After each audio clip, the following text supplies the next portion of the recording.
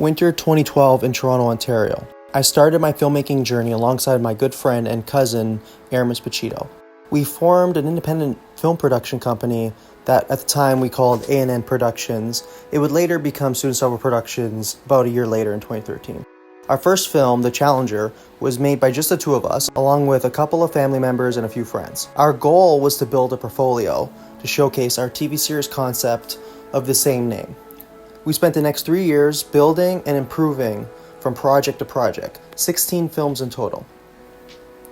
We wrote, acted, directed, and Aramis handled all the editing aspects of each project. It was a small team, but it was a great team. The experience with Student Stubble eventually led me to the United States, where I directed and worked on various projects, from the well-received Decades Apart to the indie comedy feature The Rush Chairman. The Rush Chairman, on which I was hired as both cinematographer and director. Indie project after indie project pushed me closer to my lifelong goal, working full-time in the film industry. You see, even though my original motive was to get my own TV series made, it became about so much more than that.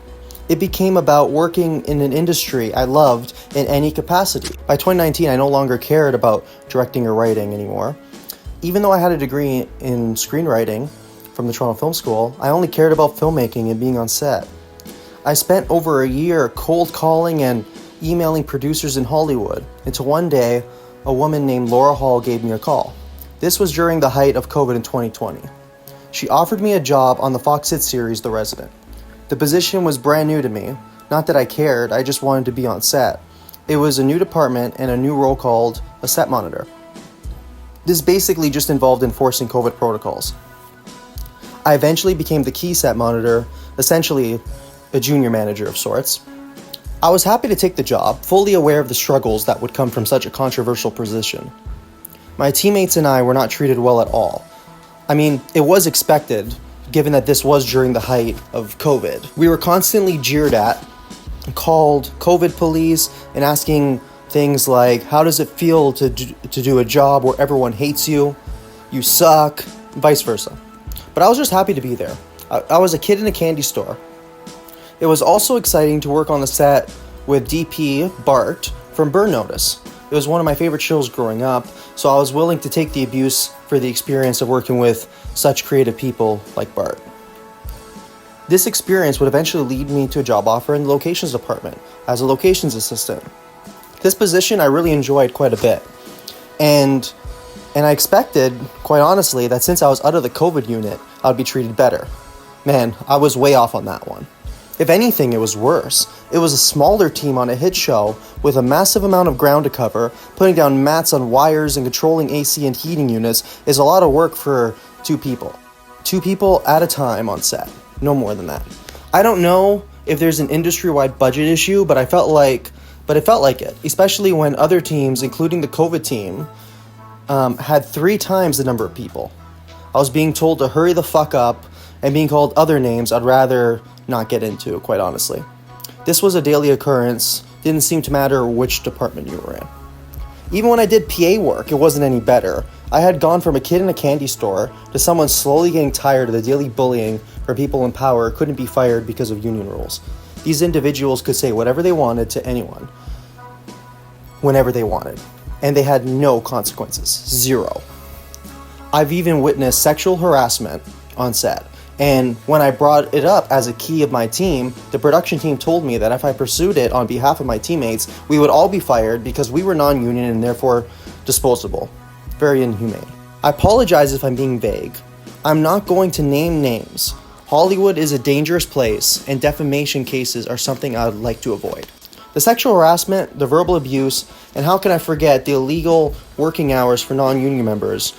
You can start a shift at 5 a.m. and work until midnight, only to be expected back at 5 a.m. the next day. PA wages ranged from $8 an hour, $13 to $15 an hour. There was no guarantee of more work once your current season's contract ended. These working conditions are inhumane and unfair to everyone involved. Not to mention, some of these things I mentioned, such as the hours, are illegal. Even union members often only got 10-hour turnaround times. Not illegal and not as bad as non-union, but still far from ideal. One of the worst things ever said to me on set happened when I returned after a week-long leave of absence following a death in the family. also not typically allowed, but my boss Laura was very kind and understanding. Someone in a position of power asked what had happened to me, as if I just disappeared for fun. When I told her, her response was something like, "Oh, that's it? I've had several people die and I still came to work." The irony, a week later, her house burned down and we were all told to be extra nice to her because she was going through a rough time. Apparently, losing a family member didn't qualify as a rough time, and I received no such grace or respect. In retrospect, the indie feature I directed, The Rush Chairman, which had a budget of around $100,000, should have been a warning sign. The producers had to fire a crew member for his hostile attitude towards me and other young crew members. He even had his name removed from the credits. I told myself it was a low-budget indie project and things like that would never happen on a bigger production. Looking back, that level of ignorance is embarrassing, especially since I was the director and still faced that treatment. I should have realized it would only be worse in a lower position, but you live and you learn. This is just a small sample, quite honestly, of the reasons that led me to leave the industry in 2022. There are many more, but that could fill a book on its own. I'm grateful for these experiences. For a while, I was living the dream I had always wanted, but that dream eventually became a living nightmare, and I'm glad the nightmare is finally over.